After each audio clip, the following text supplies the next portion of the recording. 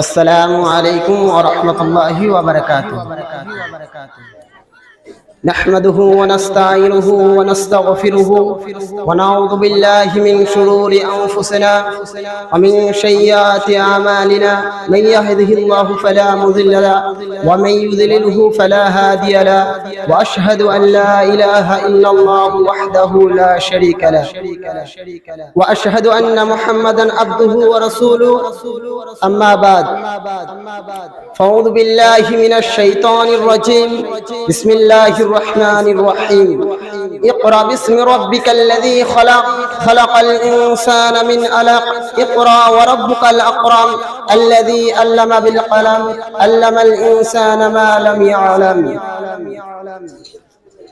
صدر محترم، حاضرین انجمان، حکم صاحبان اور میرے سامنے بیٹھے ہوئے عزیز ساتھیوں، میں آپ لوگوں کے سامنے جس عنوان کو لے کر لفظ کو شائع کرنا چاہتا ہوں وہ ہے علم کی اہمیت اور اس کی فضیلت۔ میرے اسلامی بھائیوں، ابھی آپ کے سامنے جو آیت کریمہ پیش کی گئی ہے وہ سب سے پہلے وہی ہے جو حضرت محمد صلی اللہ علیہ وسلم پر اس وقت نازل ہوئی جب آپ صلی اللہ علیہ وسلم غار حرا میں عبادت میں مصروف تھے کہ اچانک جبرائیل علیہ السلام آپ کے پاس آئے اور کہنے لگے، اے اللہ کے رسول آپ پڑھیے۔ آپ صلی اللہ علیہ وسلم نے فرمایا، ما انا بقاری، میں پڑھا ہوا نہیں ہوں، میں پڑھنا لکھنا نہیں جانتا ہوں۔ اسی طرح دوسری مرتبہ جبرائیل علیہ السلام نے آپ صلی اللہ علیہ وسلم کو کھینچا اور کہا پڑھیے۔ آپ صلی اللہ علیہ وسلم نے پھر وہی جواب دیا، ما انا بقاری، میں پڑھا ہوا نہیں ہوں، میں پڑھنا لکھنا نہیں جانتا ہوں۔ اسی طرح 3 مرتبہ جبرائیل علیہ السلام نے آپ صلی اللہ علیہ وسلم کو کھینچا اور سینے سے لگایا اور کہا، اقرأ باسم ربک الذی خلق، پڑھو اپنے رب کے نام سے جس نے تم کو پیدا کیا ہے، خلق الانسان من علق، جس نے انسان کو خون کے لکڑوں سے پیدا کیا ہے، الذی علم بالقلم، اور جس نے قلم کے ذریعے علم سکھایا، علم الانسان ما لم يعلم، اور جس نے انسان کو وہ سکھایا جو تم نہیں جانتے تھے۔ ان آیت کریمہ میں علم حاصل کرنے کے لیے آپ صلی اللہ علیہ وسلم کو تاکید کے ساتھ حکم دیا اور ساتھ ہی علم حاصل کرنے کی عادت بھی بتلائی گئی اور قلم کی ضرورت بھی بتلائی گئی جس کے استعمال سے انسان کامیابی حاصل کر سکے۔ علم حاصل کرنا انسان کے لیے کتنا ضروری ہے؟ اللہ تعالیٰ قرآن مجید میں بار بار علم اور اہل علم کی تذکرہ کیا ہے۔ اللہ تعالیٰ سورہ بقرہ میں فرماتے ہیں، وَإِذْ قَالَ رَبُّكَ لِلْمَلَائِكَةِ إِنِّي جَاعِلٌ فِي الْأَرْضِ خَلِيفَةً قَالُوا أَتَجْعَلُ فِيهَا مَن يُفْسِدُ وَيَسْفِكُ الدِّمَاءَ وَنَحْنُ نُسَبِّحُ بِحَمْدِكَ وَنُقَدِّسُ لَكَ قَالَ إِنِّي أَعْلَمُ مَا لَا تَعْلَمُونَ۔ اور جب تیرے رب نے فرمایا میں زمین میں خلیفہ بنانے والا ہوں تو انہوں نے فرمایا ایسے شخص کو کیوں پیدا کرتے ہیں جو زمین میں فصل کرے اور خون بہائے، اور ہم تیری تسبیح اور حمد اور پاکیزگی بیان کرنے والے ہیں۔ تو انہوں نے کہا میں جو جانتا ہوں تو وہ تم نہیں جانتے ہو۔ میرے اسلامی بھائیوں، علم والے اور بے علم والے برابر نہیں ہو سکتے۔ علم والے کو مقام حاصل کرتا ہے جو علم رکھتا ہے۔ اللہ تعالیٰ فرماتے ہیں، قُلْ هَلْ يَسْتَوِي الَّذِينَ يَعْلَمُونَ وَالَّذِينَ لَا يَعْلَمُونَ۔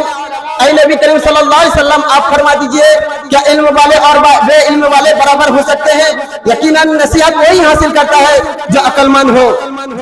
اللہ تعالیٰ اسی علم کی بدولت انسان کے درجے کو بلند عطا کرتا ہے۔ اللہ تعالیٰ فرماتے ہیں، يَرْفَعِ اللَّهُ الَّذِينَ آمَنُوا مِنْكُمْ وَالَّذِينَ أُوتُوا الْعِلْمَ دَرَجَاتٍ وَاللَّهُ بِمَا تَعْمَلُونَ خَبِيرٌ۔ جو لوگ تم میں سے ایمان لائے ہیں اور جن کو علم ملا ہے اللہ تعالیٰ ان کے درجے دنیا اور آخرت میں بلند کرے گا، اور اللہ تعالیٰ کو تمہارے کاموں کا خبر ہے۔ امام شوکانی رحمہ اللہ علیہ نے ان آیت کریمہ کا معنی یہ بیان کیا ہے کہ اللہ تعالیٰ مومن کو غیر مومن پر اور اہل علم کو غیر اہل علم پر کئی گنا فوقیت دیتا ہے۔ تو جو شخص علم اور ایمان دونوں سے بہروار ہوگا اللہ تعالیٰ ان کی ایمان کی وجہ سے کئی گنا درجہ دے گا اور پھر اس کی علم کی وجہ سے کئی گنا عطا کرے گا۔ علم والوں کی علم کے اعتبار سے جو علم والوں کی دنیاوی اور اخروی قدر و قیمت ہے وہ کسی سے پوشیدہ نہیں ہے۔ جیسا کہ آپ حضرات دیکھتے ہیں کہ جس کے پاس جتنا زیادہ علم ہے معاشرہ میں اتنی ہی زیادہ اس کی قدر و قیمت ہے۔ آپ حضرات باخوبی جانتے ہیں کہ علم کے معنی جاننے کو ہے اور علم دینی بھی ہے، مگر پہلے دینی تعلیم حاصل کرنا ضروری ہے پھر دنیا بھی۔ اگر دینی تعلیم حاصل کرنا ضروری اور فرض ہے جس کا تعلق ہر مسلمان مرد اور عورت سے ہے، جیسا کہ حدیث میں آیا ہے طلب العلم فریضۃ علی کل مسلم، علم حاصل کرنا ہر مسلمان کے لیے فرض ہے۔ لیکن آج کے معاشرہ کے لوگ دینی تعلیم حاصل کرنے والے طلباء کو دیکھ کر تانے مارتے ہیں کہ انہیں پڑھ کے کیا ہوگا اور انہیں دینی تعلیم حاصل کرنے سے کیا فائدہ ہوگا، اور انہیں دینی تعلیم حاصل کرنے سے کیا فائدہ ہوگا۔